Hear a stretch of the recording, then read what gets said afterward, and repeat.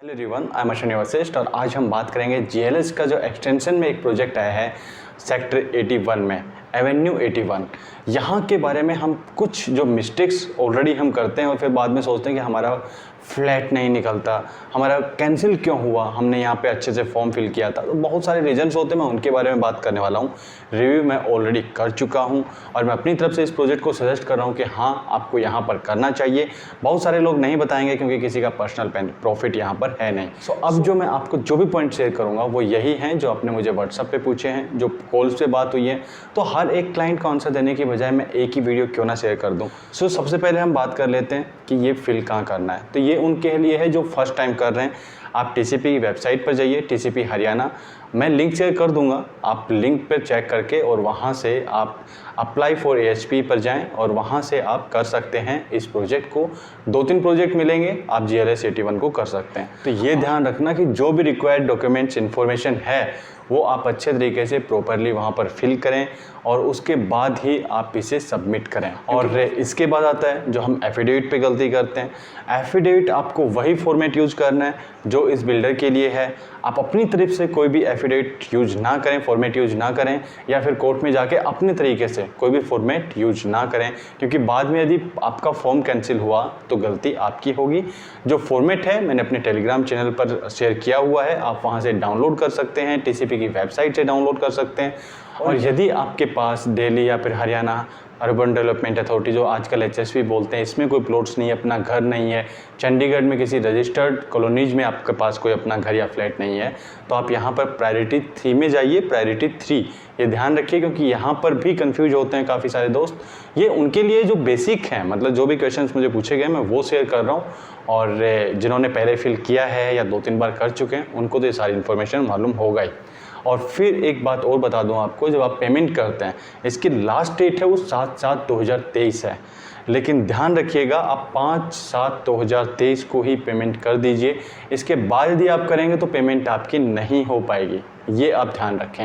यानी कि 2 दिन पहले आप पेमेंट कर दें। इसके बाद मेरे कुछ दोस्तों ने मुझसे पूछा कि इसमें डिडक्शन चार्जेस क्या हैं यदि हमारा फ्लैट नहीं निकलता है या फिर हम बाद में कैंसिल कराते हैं। तो देखिए, मैं दोनों ही चीज़ें बता देता हूँ। सबसे पहले, यदि आपका यहाँ पर अपना फ्लैट नहीं निकलता है तो आपको कोई डिडक्शन चार्जेज यहाँ पर नहीं होगा। जितना आपने पे किया है उतना ही आपके अमाउंट आपको रिफ़ंड हो जाएगी। पॉलिसी है विदिन 15 डेज, बट हाँ 20 to 25 डेज काफ़ी बार हो जाते हैं। सो ये आप ध्यान रखें। और हाँ, इसके बाद यदि आपका एक फ्लैट निकल जाता है और इसके बाद आप कैंसिल कराते हैं, तब इसमें पॉलिसी में है कि आपका 25% प्लस जीएसटी आपका डिडक्ट होगा। उसके बाद यदि बिल्डर ने अपना काम स्टार्ट कर दिया है तो फिर आपको 1 ईयर तक 1% और ऐड हो जाता है टोटल फ्लैट की वैल्यू का। यानी कि जो भी वैल्यू है, सपोज करें 26 लाख है तो 26,000 रुपये उसमें वो और ऐड हो जाएंगे। अप टू 1 ईयर्स तक है। 1 ईयर से 2 ईयर्स के बीच है आपका 3%, और आफ्टर 2 ईयर्स आपका रिडक्शन चार्जेस है 5%। इसलिए वहाँ तक तो ना जाएं तो ही अच्छा है। जब भी यदि आपको लगे आपका लोन नहीं हो रहा, फाइनेंशियल इश्यूज हैं या कुछ भी हैं, तो आप अपने प्रोजेक्ट को, अपने फ्लैट को पहले ही कैंसिल करा लें। अब ये कि आप फॉर्म क्या ज़्यादा अप्लाई कर सकते हैं, मल्टीपल फॉर्म अप्लाई कर सकते हैं, क्योंकि ताकि यहाँ पर चांसेस ज़्यादा हो जाएं, प्रोबेबिलिटी ज़्यादा हो जाए, तो उस केस में आप कर सकते हैं। बट फिर आप यदि आपके एक से ज़्यादा यदि आपके फ्लैट निकल जाते हैं, ड्रॉ में आप सक्सेस हो जाते हैं, तो फिर आपको एक ही रखना होगा, दूसरा आपको सरेंडर करना होगा। और सरेंडर चार्जेज जो मैं आपको बता चुका हूँ ऑलरेडी पहले, बिल्कुल सेम वही है। यानी कि आप यदि प्रोजेक्ट की कंस्ट्रक्शन स्टार्ट होने से पहले आप यदि कैंसिल करा लेते हैं तो 25,000 प्लस जीएसटी। अदरवाइज आपको 1 ईयर तक 1% ऐड हो जाएगा, 2 ईयर तक फिर आपका 3%, और आफ्टर 2 ईयर्स आपका 5%। और वैसे आपकी पेमेंट की बात करें तो पेमेंट का कोई रिस्क नहीं है, 0% रिस्क है।